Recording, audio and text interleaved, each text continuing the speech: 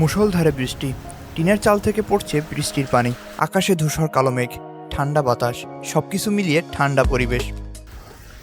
প্রচণ্ড বৃষ্টি এবং বাতাসের কারণে একটি নারিকেল গাছ চিৎপটাং হয়ে পড়ে আছে পানির ভেতরে। সিফাত এবং রিপন তারা দেখছি গাছটিকে উদ্ধার করে তার মগজ বের করে খাওয়ার প্রস্তুতি গ্রহণ করেছে। আরে গাছের আবার মগজ হয় নাকি? সম্পূর্ণ ভিডিওটি দেখলে আপনিও দেখতে পাবেন গাছের আসলে মগজ হয় কিনা। গাছের মগজ সুস্বাদু হওয়ায় আমি ওদের সাথে যোগদান করলাম। রিপন গাছের গোড়াকে মাটি থেকে আলাদা করে দিচ্ছে, অন্যদিকে সিফাত গাছটিকে টেনে গাছের শেকড় থেকে গাছটিকে বিচ্ছিন্ন করার চেষ্টা চালিয়ে যাচ্ছে। অবশেষে তিনজনের সম্মিলিত প্রচেষ্টায় গাছটিকে শেকড় থেকে আলাদা করে আমরা কিনারে আনতে সক্ষম হই। এখন গাছটির পাতা অপসারণের কাজ চলছে। কি সাপ? আপনার রাসেল ভাই কই কই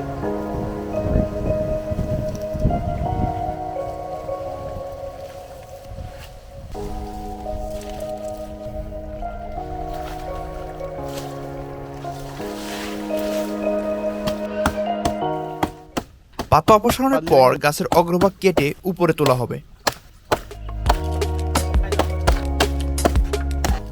পাতা ফেলে দিয়ে আমরা গাছের অগ্রভাগের মূল অংশ বের করে ফেলেছি।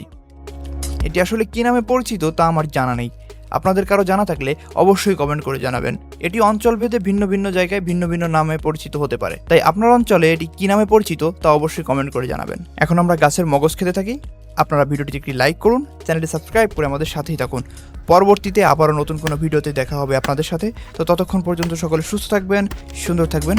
আল্লাহ হাফেজ।